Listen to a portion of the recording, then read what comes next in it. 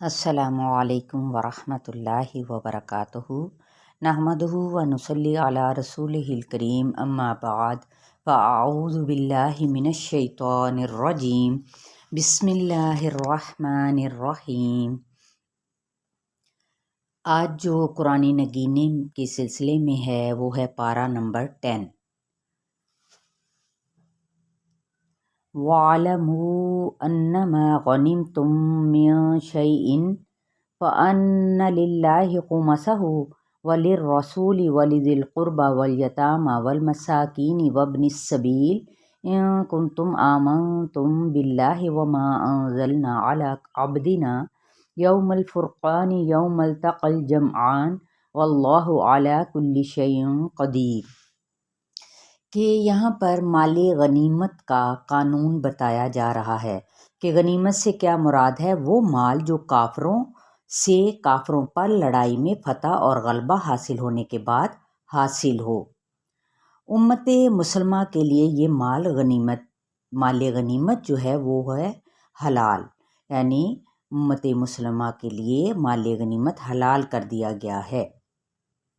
اور جو فے ہوتا ہے نا، جو مال بغیر لڑائی کے صلح کے ذریعے یا جزیہ اور خراج سے وصول ہو اسے فے کہا جاتا ہے۔ تو من شیء سے مراد یہاں پر جو کچھ بھی ہو، یعنی تھوڑا ہو یا زیادہ، قیمتی ہو یا معمولی، سب کو جمع کر کے اس کی تقسیم حسب ضابطہ کی جائے گی۔ کسی سپاہی کو اس میں سے کوئی چیز تقسیم سے قبل اپنے پاس رکھنے کی اجازت بالکل بھی نہیں ہے۔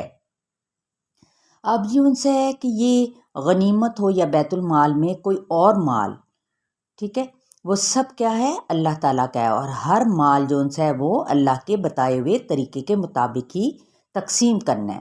خمس کیا ہے؟ مال غنیمت کا 5واں حصہ ہے، اللہ اور اس کے رسول کے لیے، اور باقی 4 حصے مجاہدین کے لیے ہیں۔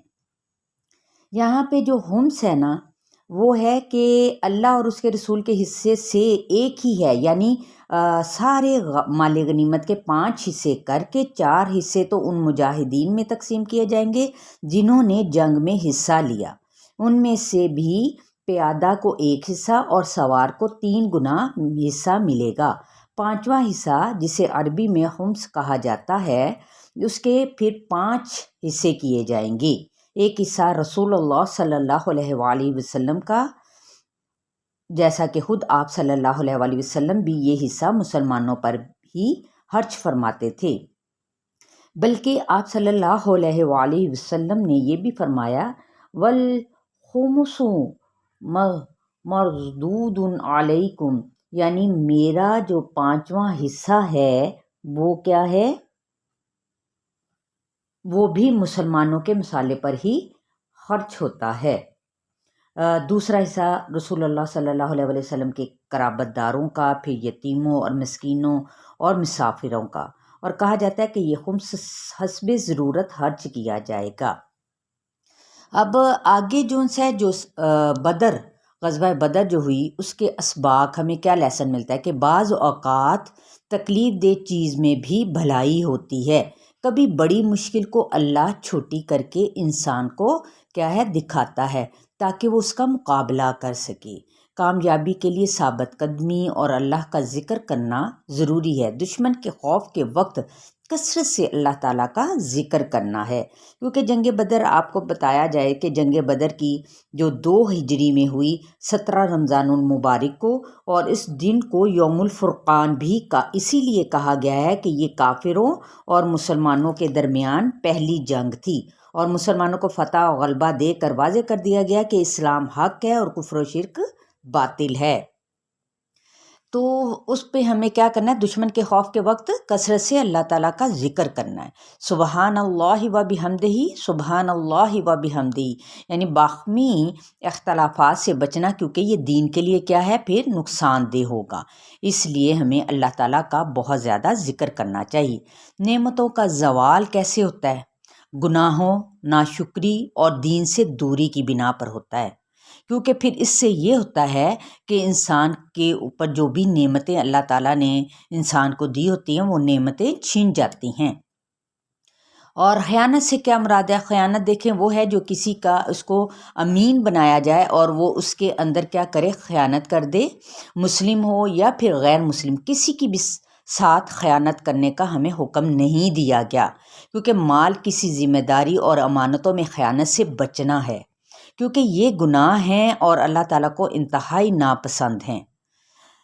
لڑائی کے لیے بھرپور تیاری کرنا، یعنی مقابلے کی تیاری کے لیے کیا کرنا ہے؟ سب سے پہلے اپنا سامان تیار کرنا، سامان جنگ تیار کرنا، دین میں اپنا مال خرچ کرنا، اور اس کا پورا پورا بدلہ لوٹا دیا جائے گا، کیونکہ یہ اللہ تعالیٰ کا وعدہ ہے۔ اور دیکھیں پھر باہمی الفت کا اس بارے میں ذکر کیا گیا کہ آپس میں باہمی محبت اہل ایمان کے درمیان اللہ تعالیٰ کا یہ خاص فضل ہے، کیونکہ مومن محبت کرتا ہے اور اس سے محبت کی جاتی ہے۔ اور دیکھیں نا، نبی اکرم صلی اللہ علیہ وآلہ وسلم کی پیروی کرنے والے اہل ایمان کے ساتھ اللہ تعالیٰ کی مدد شامل ہوتی ہے۔ یہ ہے اتباع رسول کا فائدہ، سب سے بڑا فائدہ کہ اللہ کی مدد اس شخص کو حاصل ہوتی ہے۔ اور مدد کے ساتھ دیکھیں، اگر آپ مدد کرتے ہیں تو وہ صبر کے ساتھ ہوگی، جتنا صبر زیادہ ہوگا اتنی مدد زیادہ آئے گی۔ مدد صبر کے ساتھ اور کشادگی تنگی کے ساتھ ہوتی ہے۔ اب آپ آگے جب بڑھتے ہیں دیکھتے ہیں تو مہاجرین اور انصار کہ دین کی خاطر انہوں نے اپنے گھر بار چھوڑے، اور جو گھر بار چھوڑنے والے ہوتے ہیں وہ ہے مہاجر کہلاتے ہیں، جبکہ دین کی خدمت کے لیے ان کی مدد کرنے والے وہ کون کہلاتے ہیں؟ وہ ہے انصار۔ من انصار اللہ، کون ہے میرے مددگار؟ ہجرت اور جہاد کرنے والے سچے مومن ہوتے ہیں جو اس راستے میں چلتے ہیں، اپنا گھر بار چھوڑتے ہیں اپنے دین کی خاطر، اور پھر دین کی خدمت کے لیے مدد بھی کرتے ہیں۔ یہ ایسے ہی لوگ جو ان سے ہیں وہ کون ہیں؟ سچے مومن ہیں، ان کے لیے بخشش اور عمدہ رزق ہے۔ اب آگے ساتھ ہی سورہ توبہ آ جاتی ہے۔ سورہ توبہ کے آغاز میں آپ جانتے ہیں کہ بسم اللہ نہیں لکھی گئی۔ کیوں نہیں لکھی گئی؟ نبی اکرم صلی اللہ علیہ وآلہ وسلم نے نہیں لکھوائی، اس لیے ہمیں کوئی اس بارے میں بحث نہیں کرنی چاہیے، کیونکہ اللہ تعالیٰ نے نہیں نازل کی تو پھر نہیں کی۔ بسم اللہ کیونکہ امن کی علامت ہوتی ہے، اور اس صورت میں اہل شرک سے امان اٹھائی جا رہی ہے۔ اب جو آگے حج اکبر کا جو دن ہے، اس کے دن کیا اعلان کیا گیا تھا؟ اللہ اور رسول کا مشرکوں سے کوئی تعلق نہیں، کیونکہ اس صورت میں اہل شرک سے کیا ہے؟ امان اٹھائی جا رہی ہے۔ انہوں نے جو کچھ کیا تھا تو اللہ تعالیٰ اور ان کے نبی صلی اللہ علیہ وآلہ وسلم نے فرمایا ایسے لوگوں سے، ایسے مشرکین سے کوئی تعلق نہیں، توبہ کر لو تو نجات، ورنہ دردناک پھر عذاب ہے۔ اور پناہ کا اصول بھی یہاں پر یہی دیا گیا ہے کہ پناہ کے طلبگار کو پناہ دو اور قرآن سنانے کا اہتمام کرو، کیونکہ وہ اس سے لا علم ہیں۔ جو لوگ لا علم ہیں ان کے لیے یہ اصول کار دیے گئے ہیں۔ مساجد کی آبادکاری کے لیے بھی آپ کو پتہ ہے کہ آبادکاری یعنی مشرکین کا کام نہیں ہے۔ نماز زکوٰۃ ادا کرنے والے، اللہ سے ڈرنے والے اہل ایمان کا کام نہیں، یہ تو اہل ایمان کا کام ہے، مشرکین کا کام نہیں ہے۔ اللہ کے محبوب کاموں میں سے ہیں یہ کام۔ مساجد کو آباد کرنے والے اللہ تعالیٰ کے پڑوس میں ہوں گے، کیونکہ ایمان کے اندر فرق کیا ہے کہ ایمان کے بغیر حاجیوں کی خدمت یا مسجد حرام کی آباد کاری ایمان کے ساتھ ہے۔ اللہ کی راہ میں جہاد کے برابر وہ ہو ہی نہیں سکتا، جو کیا ہے کہ ایمان کے بغیر حاجیوں کی خدمت یا پھر مسجد حرام کی آباد کاری کرنا ایمان کے ساتھ اللہ کی راہ میں جہاد کے برابر نہیں ہو سکتا۔ اللہ کی راہ میں مال و جان سے کوشش کرنے والوں کا درجہ بہت بلند ہے، تو لہٰذا محبوب کیا ہے؟ اللہ، رسول اور اس کی راہ میں جہاد کرنا سب سے زیادہ محبوب ہے۔ دیگر چیزیں ضرورت کے تحت ہوں، جی رہے ہوں، جینا مرنا سب کچھ، میری زندگی کا مقصد کیا ہے؟ تیرے دین کی سرفرازی ہونی چاہیے، یہ ہمارا زندہ رہنے کا مقصد ہونا چاہیے کہ دین کا بول بالا کرنا۔ کیونکہ عقیدے کی خرابی کی وجہ سے آپ کو پتہ ہے مسجد الحرام میں داخلہ بند کر دیا گیا تھا مشرکین نجس کے لیے۔ شرک سے پاک عقیدہ ہمیں اختیار کرنا چاہیے، کیونکہ اسلام ہی وہ دین ہے جسے اللہ نے تمام ادیان پر غالب رکھا ہے اور وہ دیکھنا بھی یہی چاہتا ہے۔ پھر غزوہ تبوک جس میں سب کو نکلنے کا حکم دیا گیا کہ اس کے در گرمی تھی شدید وہاں پہ، تو وہاں پہ اللہ تعالیٰ نے کیا کیا کہ جنگ نہیں ہوئی، مگر سب کی یہاں پر کیا ہوا تھا، آزمائش ہوئی تھی۔ پھر یہ قلیل دنیا کیا ہے، دنیا کی حیثیت کیا ہے، سمندر میں ڈبو کر نکالی جانے والی جو انگلی ہے اس پر لگے پانی جتنی ہے، یہ ہے دنیا، صرف ایک قطرہ۔ اور حضرت محمد صلی اللہ علیہ وآلہ وسلم کے فرمان کے مطابق دنیا کا قلیل بھی گدلا ہے۔ مقدر کا جو لکھا ہوا ہے، جو پہنچا ہے، وہ ہمارے لیے لکھا جا چکا ہوا ہے۔ تقدیر پر ایمان لانا لازمی ہے کہ ہر شخص کو اس کے مقدر کا ملتا ہے۔ یہ درہم دینار کے بندے اللہ کی راہ میں دینے سے کتراتے ہیں، کبھی خرچ کرنا پڑے تو مصیبت کے مارے ایسے دیتے ہیں، جبکہ اللہ تعالیٰ نے قرآن پاک میں سورہ توبہ میں آیت نمبر 60 میں کیا بیان فرمایا کہ مصارف زکوٰۃ کا سارے انہوں نے بتا دیا ہے اللہ تعالیٰ نے کہ مصارف زکوٰۃ کیا ہیں، فقراء کو دینا نمبر 1، 2 مساکین، زکوٰۃ کی ملازمین، تالیف قلب کے لیے، گردن آزاد کرنے میں قرض دار، فی سبیل اللہ اور مسافر شامل ہیں۔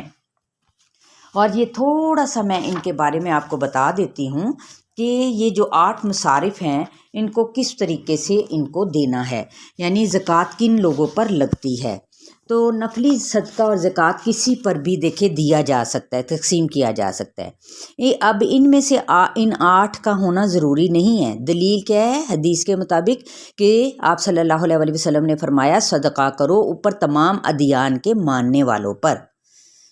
ہندو یا عیسائی کو نفلی صدقہ دے سکتے ہیں، فرضی صدقہ جو ان سے ہے، جہاں پہ ہمیں آیت نمبر 60 سے سورہ توبہ کے پتہ چل چکا ہے کہ یہ للفقراء کے لیے، فقراء یعنی فقر کس کو کہتے ہیں؟ تنگ دستی، ناداری، مفلسی اور محتاج ہو جانے کو۔ اور فقیر کس کو کہتے ہیں؟ جس کی کمر فقر و فاقہ اور اہل و عیال کی کفالت کی وجہ سے ٹوٹ گئی ہو۔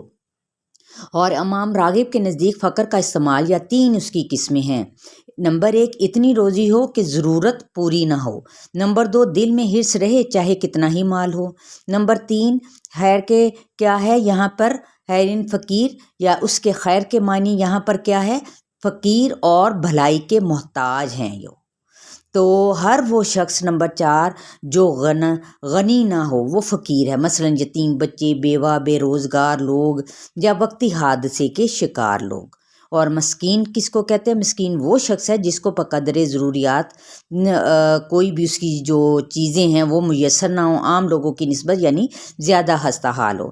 اور مسکین کی تعریف میں ایک حدیث بھی ہے، نبی اکرم صلی اللہ علیہ وآلہ وسلم نے فرمایا کہ مسکین وہ گھومنے والا نہیں، پھرنے والا نہیں جو ایک ایک یا 2 لقمے یا کھجور کے لیے گھر گھر پھرتا ہے، بلکہ مسکین کو تو وہ ہے جس کے پاس اتنا مال بھی نہ ہو کہ جو اسے بے نیاز کر دے، یعنی نہ وہ اپنے اوپر ایسی مسکنت طاہری رکھے کہ لوگ غریب اور مستحق سمجھ کر اس پر صدقہ کرے، اور نہ خود لوگوں کے سامنے دستے سوال دراز کرے، لیکن ضرورت مند ہے لیکن بیچارہ بتا نہ سکتا ہو۔ یہ صحیح بخاری اور مسلم کی روایت ہے۔ تو یہ عام زندگی میں فقیر اور مسکین دونوں ہی ہم معنی ہو جاتے ہیں، یعنی مشترک بات کیا نکلتی ہے؟ ضرورت مند، حاجت مند۔ اب وہ جو آگے عاملین ہیں، عاملین سے مراد حکومت کے وہ اہلکار ہیں جو کچھ زکوٰۃ اور صدقات کی وصولی اور تقسیم اور اس کے حساب کتاب پر مامور ہو۔ ایسے لوگ خواہ محتاج یا ضرورت مند نہ بھی ہوں لیکن حکومت کی طرف سے ان کی تنخواہ ان کے زکوٰۃ کے مال سے دی جا سکتی ہے اجرت کے طور پر۔ تو آگے جو اس کے علاوہ والمؤلفۃ القلوب، یعنی مؤلف سے مراد وہ لوگ جن کو اسلام کی طرف راغب کرنا مقصود ہو، مثلاً وہ کافر جو اسلام کی طرف راغب اور امید ہو کہ وہ ادا کرنے پر مسلمان ہو جائے گا۔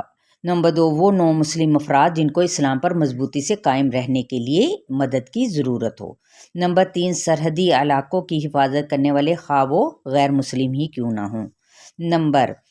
اب آگے جو الرقاب نمبر 5 میں آتا ہے وہ ہے کہ الرقاب سے کیا مراد ہے؟ غلامی سے جان آزاد کرانا، غلاموں کی آزادی اور بھی اور اسیر کو یعنی قیدی کو فدیہ دے کر چھڑوانا۔ جیسے قیدی ہیں، مقروض اقوام ہیں وغیرہ۔ الغارمین یعنی تاوان، غرم تاوان کو کہتے ہیں، یعنی وہ قرضے جو ہر چیز جس کی ادائیگی لازمی ہو۔ اب آگے جب ہم آگے بڑھتے ہیں تو یہ ہے کہ کس مقروض کو اب زکوٰۃ دینا ضروری ہے۔ ایسا مقروض جس نے کسی جائز غرض کے لیے قرض لیا ہو، اور ایسا مقروض جس کے پاس قرضہ لوٹانے کے لیے کچھ بھی نہ ہو۔ ایسے شخص کو بنیادی طور پر زکوٰۃ میں سے کچھ دیا جا سکتا ہے، لیکن قرض بزنس بڑھانے کے لیے نہ ہو۔ اب سوال کرنے کا حق کن 3 اشخاص کو ہے؟ فقیر کے لیے جو بہت شدت میں ہے، مقروض کے لیے جس کو قرض کی وجہ سے پریشانی ہے، اور خون کی دیت کی ذمہ داری لینے والا جو اس کے لیے پریشانی کا باعث بن گئی ہو۔ آگے جو آتے ہیں تو ہم فی سبیل اللہ، ایک مصرف کیا ہے؟ فی سبیل اللہ، اس سے مراد جہاد ہے جو اللہ کے دین کی عظمت اور بلندی کے لیے کیا جا رہا ہو۔ جنگی سامان ضرورت، حج اور عمرے اور دوسرے نیکی کے تمام کام جیسے تبلیغ، دعوت اسلام بھی اس میں شامل ہیں۔ نبی اکرم صلی اللہ علیہ وآلہ وسلم نے فرمایا، قیامت تک میری امت میں ایک ایسا گروہ ہوگا جو جہاد کرتا رہے گا۔ آگے ہے وابن السبیل، کیونکہ مسافر کا راستے سے گہرا تعلق ہوتا ہے۔ مسافر اگر سفر کے دوران راستے میں کہیں محتاج ہو جاتا ہے تو اس کی مدد زکوٰۃ کی رقم سے کی جا سکتی ہے، لیکن زیادہ بہتر یہی ہے کہ وہ وقتی طور پر قرض لے لے اور بعد میں ادا کر دیتے۔ لیکن کچھ ایسے لوگ بھی ہیں جن پر زکوٰۃ نہیں لگتی۔ آپ صلی اللہ علیہ وآلہ وسلم کی ذات اور رشتہ داروں پر زکوٰۃ نہیں لگتی۔ اگر صدقے کی کوئی چیز مستحق کے واسطے سے کسی دوسرے کے ذریعہ آل رسول صلی اللہ علیہ وآلہ وسلم کو ملے تو اسے استعمال یا کھا سکتے ہیں۔ مثلاً حضرت عائشہ رضی اللہ تعالیٰ عنہ نے، اسی طرح ان کی ایک واقعہ ملتا ہے گوشت، اور واقعہ ملتا ہے، یہ ساری جو ان کا یہاں پر ابھی فی الحال ذکر کرنا ٹائم کی، وقت کی کمی کی وجہ سے مشکل ہے۔ تو آگے جو تندرست صحت مند طاقتور پر زکوٰۃ نہیں لگتی، ٹھیک ہے۔ اور اسی طرح سے بوڑھے باپ کو بیٹا زکوٰۃ نہیں دے سکتا۔ پھر جو افراد کسی کے زیر کفالت ہوں، مثلاً بیوی اور بیٹی، ان کو زکوٰۃ نہیں دی جا سکتی۔ عورت اپنے خامند کو زکوٰۃ دے سکتی ہے، دلیل کیسے ہے؟ کیونکہ خامند بیوی کے زیر کفالت نہیں ہے۔ حضرت عبداللہ بن مسعود رضی اللہ تعالیٰ عنہ کی اہلیہ نے انصاری عورت کو اپنے دروازے پر پایا اور اس نے کہا کہ میں نے اپنے خامند اور چند یتیموں کو جو میری کفالت میں نہیں کیا، میں ان کو کچھ خیرات کر دوں؟ تو حضرت بلال رضی اللہ تعالیٰ عنہ نے فرمایا کہ ایسے شخص کو تو دوہرا اجر ہے، ایک رشتہ داری کا اور دوسرا صدقات کا۔ تو غیر مسلم کو انفرادی طور پر زکوٰۃ نہیں دی جا سکتی۔ تو مستحق سید کے لیے بھی مال زکوٰۃ میں سے دیا جا سکتا ہے۔ تو یہاں تک دیکھیں ہمیں زکوٰۃ کے اہم ترین مصارف کا پتہ چلا ہے، تو انشاءاللہ تعالی ہم نے ان کو دیکھنا ہے اور اس پر سمجھنے کی کوشش کرنی ہے۔ تو چلیں آئے اللہ کی دین کی سربلندی کے لیے ہم اپنا مال، جان اور صلاحیتیں صرف کریں۔ یہی اس پارے کا مقصد ہے کہ اس وقت جو مصارف زکوٰۃ ہیں ان کے بارے میں جو بھی ہم نے تھوڑی سی ڈیٹیل سنی ہے، تو اپنا جان، اپنی مال، اپنے صلاحیتیں ہم نے لگا دینی ہے اللہ کے دین کی سربلندی کے لیے۔ السلام علیکم ورحمۃ اللہ وبرکاتہ۔